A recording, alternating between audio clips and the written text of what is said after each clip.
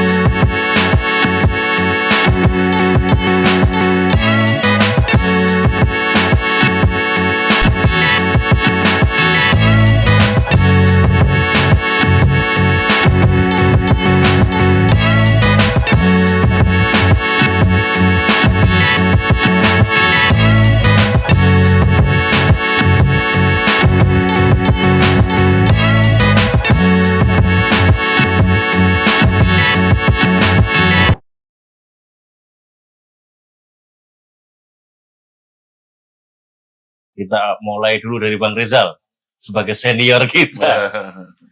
Sejauh mana Bang Rizal melihat realitas persoalan yang berkembang? Kalau saya melihat apa yang menjadi disertasi atau tesisnya Bang Denny Indrayana, ada 4 faktor. Tapi kalau terkait dengan apa yang menjadi kompetensinya Bang Dr. Rizal Ramli terkait dengan krisis ekonomi, seberapa jauh ini menjadi bagian dari determinan dari 4 faktor yang disebut oleh Bang Denny Indrayana, selain geopolitik, solidnya oposan dan konflik di antara elit penguasa sekarang. Seberapa jauh krisis ekonomi itu menjadi faktor determinan di antara 4 faktor itu, Bang Rizal Ramli? Silakan Bang, diberikan sharingnya. Ini saya senang sekali, tempatnya bagus banget, asri, di luar ada taman. Jujur aja, saya udah lama nggak nongol di Surabaya. Karena mohon maaf, sejak Bung Tomo, peranan Surabaya dalam politik nasional itu jauh berkurang. Tahun 98, Surabaya tidak memainkan peranan yang penting. Tapi dengan adanya Cak, dengan adanya Anton, Edi di sini, saya di sini, insya Allah Surabaya kembali ke sejarahnya. Sidoarjo rasa Surabaya, Bang. Rasa Surabaya. Karena di pulau tolnya Sidoarjo ini. Kembali ke sejarahnya. Iya. Memainkan peranan penting dalam negara kita. Nah, tentu banyak masalah. Tapi kalau masalahnya hanya kecil-kecil, biasa-biasa, tidak ada perubahan yang penting. Apalagi mereka memang sudah mempersiapkan drakor copras ini. Drakornya itu apa, Bang? Drama Korea. Kan sudah disebut itu. Korea itu. Kalau saya bilang drakornya drama kotor. Jadi sudah ditetapkanlah siapa pemenangnya, siapa calon ecek-eceknya siapa yang nggak bisa nyalon, KPU-nya udah diatur, Bawaslu-nya udah dikendalikan, MK-nya sudah jadi Mahkamah Keluarga, IT-nya pun udah direkayasa seperti 2019. Nah, jadi kalau masih ada yang bermimpi bahwa Pilpres ini akan menghasilkan pemimpin-pemimpin yang hebat buat Indonesia, ya saya mohon maaf, nggak bakal demikian. Yang ada ini hanya boneka-boneka dari oligarki yang tidak punya kemampuan untuk melakukan perubahan yang benar-benar untuk rakyat dan bangsa kita.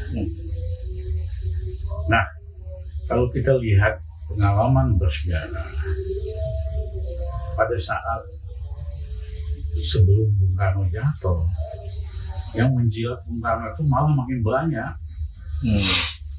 Partai, tokoh ormas, tokoh universitas, puji-puji Bung Karno, ampun-ampunan dah. Yang menjatuhkan Bung Karno, mahasiswa dan Bung Karno. Lalu setelah Bung Karno jatuh, mereka balik badan, buru-buru ngeritik Bung Karno. Ya. Nah, Cak juga mungkin masih ingat, sampai April 98, semua tokoh-tokoh partai, orang universitas, sibuk jilat-jilat Pak Harto. Ya. Percaya betul bahwa Pak Harto sangat-sangat kuat. Bahwa baru kepilih 11 Maret, ya, mayoritas lagi. Nggak mungkin ada perubahan.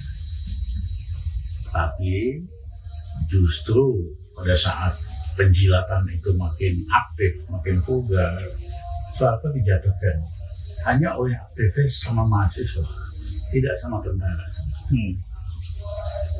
Nah, hari ini juga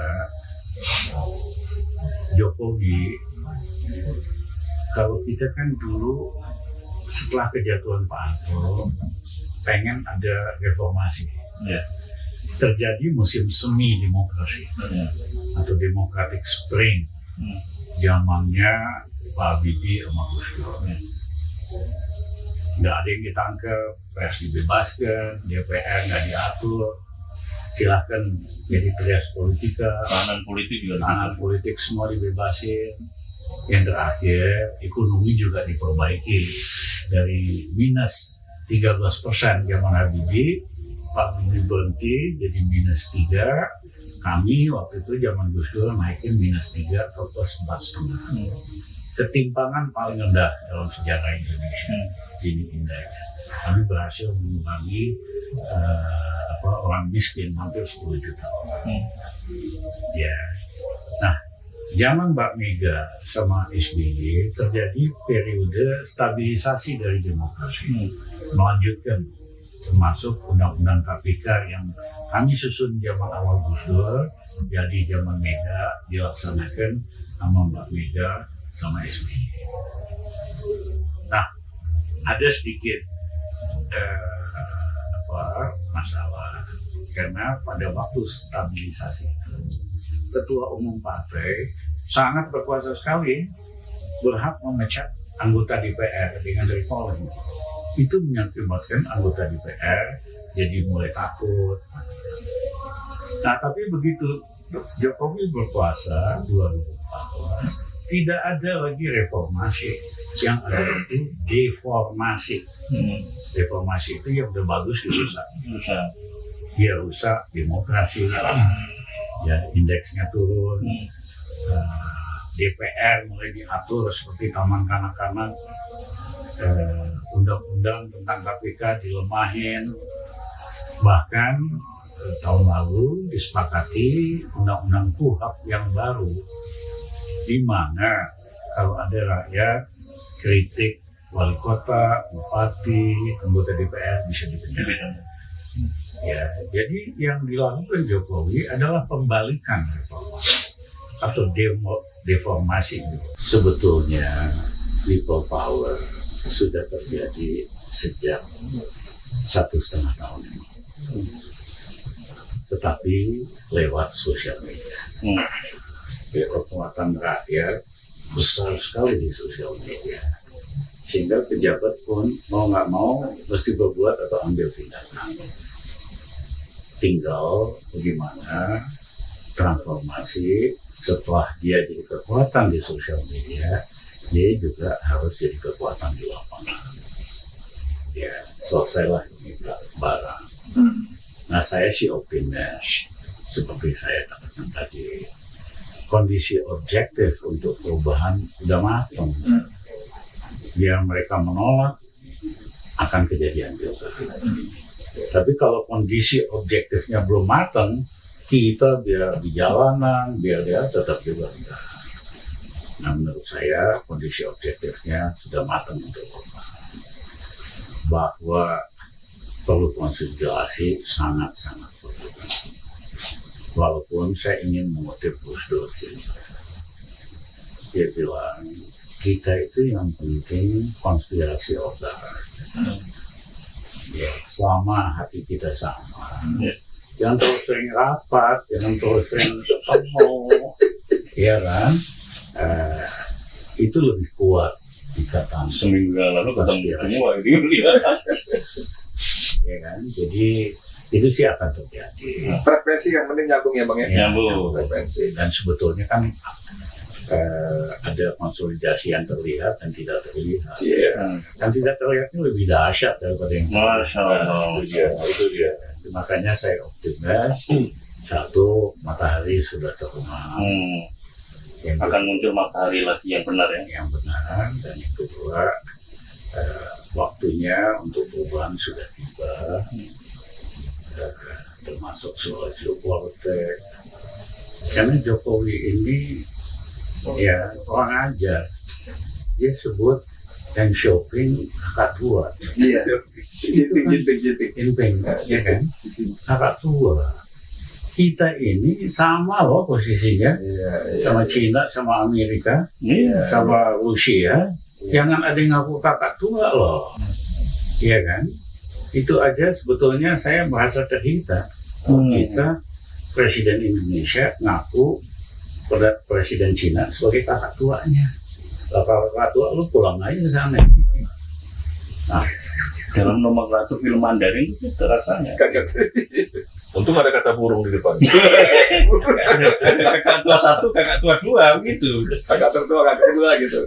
Silakan dong kita. nah yang kedua konsolidasi berjalan. Iya. Karena konsolidasi yang paling dalam itu kan dari hati. Iya. Ya kan? Nah, kekuatan yang ingin perubahan hari ini jauh lebih besar dari 98. 98 itu hanya aktivis sama mahasiswa. Hari ini hampir semua lapisan masyarakat kita ingin perubahan. Sudah ada di hatinya, ya kan? Bahwa suatu saat tentu konsolidasi itu akan terlihat di lapangan. Kekuatan rakyat lah yang bisa melakukan perubahan karena udah terlalu rusak. Kalau biasa-biasa aja cukuplah DPR atau apa yang mendorong perubahan. Tapi kalau terlalu rusak nggak bisa. Harus people power. Itu terjadi tahun 66, terjadi 98, dan sebentar lagi terjadi. Ya, Amin, amin, amin, ya Allah. terima kasih. Terima kasih abang kita, abang senior kita, Dr. Rizal Ramli.